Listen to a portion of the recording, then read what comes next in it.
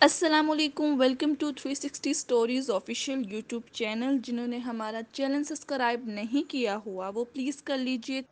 ہماری اردو، تم اداس کیوں بیٹھے ہو؟ خیریت ہے؟ ہنا نے اپنے چھوٹے بھائی علی سے پوچھا۔ وہ جب سے اسکول سے آیا تھا چپ چاپ سا بیٹھا تھا۔ وہ تو آتے ہی شور مچا دیا کرتا تھا، اس لیے ہنا کو فکر ہوئی۔ علی نے ہنا کے پوچھنے پر اس کی طرف دیکھا تو اس کی آنکھوں میں آنسو تھے۔ اب تو ہنا اور بھی پریشان ہوئی۔ کیا بات ہے علی، رو کیوں رہے ہو؟ وہ علی کے پاس بیٹھ گئی اور اس کے آنسو صاف کرنے لگی۔ آپی، اردو میں میرے نمبر بہت کم ہیں، اس وجہ سے جماعت میں میری پوزیشن بھی 5ویں ہے، علی نے روتے ہوئے بتایا۔ اوہو، تو اس میں رونے کی کیا بات ہے میرے پیارے بھائی، ہنا نے اسے پیار سے کہا۔ ہے نا، پچھلی دفعہ میری پوزیشن 2 آئی تھی، وہ بھی اردو میں ہی نمبر کم تھے اس لیے، علی نے رونی صورت بنا کر کہا۔ ہنا مسکرا دی اور پیار سے کہنے لگی، میرے پیارے بھائی، اس میں اردو کا تو کوئی قصور نہیں، اب تم نے جتنی محنت کی اس کے مطابق نمبر آ گئے۔ نہیں، میں نے محنت کی تھی، اسکول میں اردو ہونی ہی نہیں چاہیے، بہت مشکل ہے، علی پریشان ہو کر کہا۔ غلط بات ہے، ایسے نہیں کہتے، اردو کے بغیر تو ہم سب گونگے ہو جائیں گے، ہنا نے کچھ شرارت اور نرمی سے کہا۔ وہ کیسے؟ علی اس بات پر حیران ہوا، پھر کہنے لگا، مجھے نہیں سمجھ آتی اس کی، میں کیا کروں آپی؟ کیوں پڑھاتے ہیں یہ اسکول میں؟ علی اب تک پریشان تھا۔ اچھا چلو، آج میں بتاتی ہوں کہ اردو پڑھنا کیوں ضروری ہے ہمارے لیے، ہنا نے کہا تو علی اس کی طرف متوجہ ہو گیا۔ اردو ہماری قومی زبان ہے نا؟ ہنا نے علی کی طرف دیکھا تو اس نے ہاں میں سر ہلایا۔ قومی زبان کسی بھی ملک کی پہچان ہوتی ہے، اردو تو ہمارا فخر ہے، ہنا نے مسکراتے ہوئے اپنے بھائی کی طرف دیکھتے ہوئے کہا۔ قومی زبان سارے ملک میں بولی اور سمجھی جاتی ہے، علاقائی زبانیں تو صرف اپنے اپنے صوبے کے اندر بولی اور سمجھی جاتی ہے، جبکہ قومی زبان پورے ملک میں سمجھی جاتی ہے۔ ایک بات بتاؤ، اگر آپ کی زبان سمجھنے والا کوئی نہ ہو تو کیا آپ اپنی بات دوسروں کو سمجھا سکو گے؟ ہنا نے پوچھا۔ علی اس سوال پر سوچ میں پڑ گیا، کچھ دیر بعد کہنے لگا، نہیں، جب کوئی میری زبان کو جانتا ہی نہیں تو سمجھے گا کیسے؟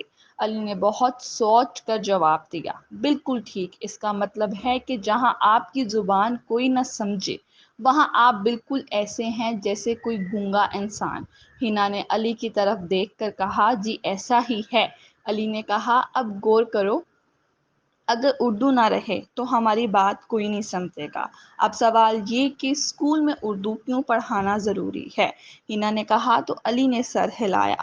تعلیم ہمیشہ اپنی زبان میں زیادہ اثر کرتی ہے، اگر ہم اردو بولنا تو جانتے ہیں لیکن اردو پڑھنا اور لکھنا نہیں جانتے تو کیا ہم آسانی سے اپنی تعلیم پر توجہ دے سکیں گے؟ نہیں نا، پھر اردو کو اچھی طرح جاننے اور سمجھنے کے لیے اردو پڑھنا تو ضروری ہوا نا۔ اردو ہماری تہذیب کی زبان ہے، کیونکہ تہذیب کی پہچان بھی زبان سے ہی ہوا کرتی ہے۔ اپنے دین کو سمجھنے کے لیے بھی ہمیں اپنی قومی زبان کا ہی سہارا لینا پڑتا ہے۔ ہم قرآن مجید اور احادیث کو سمجھنے کے لیے ان کا اردو کا ترجمہ پڑھتے ہیں۔ ہنا نے علی کی طرف دیکھا، اب اس کے چہرے پر پریشانی نہیں تھی۔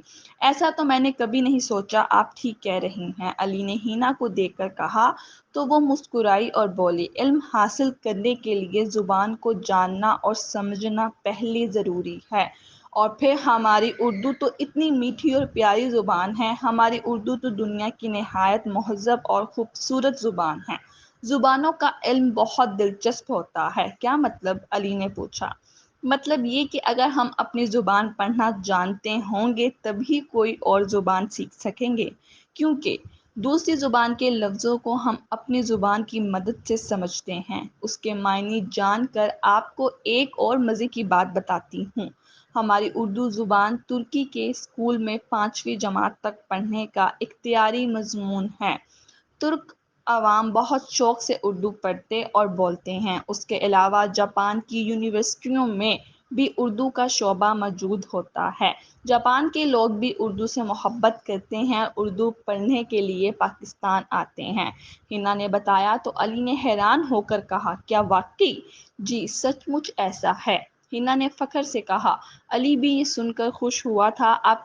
آپ ٹھیک کہتی ہیں، میں نے واقعی اردو کے لیے محنت کم کی تھی، ہمیشہ اردو کو بوجھ سمجھا، اسی لیے کبھی توجہ بھی نہیں دے پایا۔ اب میں اردو پر بھی اتنی ہی توجہ دوں گا جتنی باقی مضامین پر دیتا ہوں۔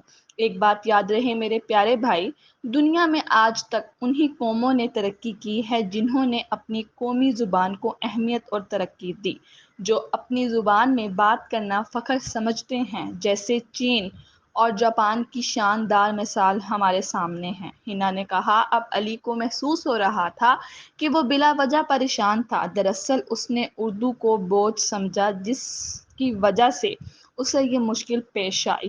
اس نے سوچ لیا تھا کہ اب وہ پوری توجہ سے اردو کے لیے بھی محنت کرے گا۔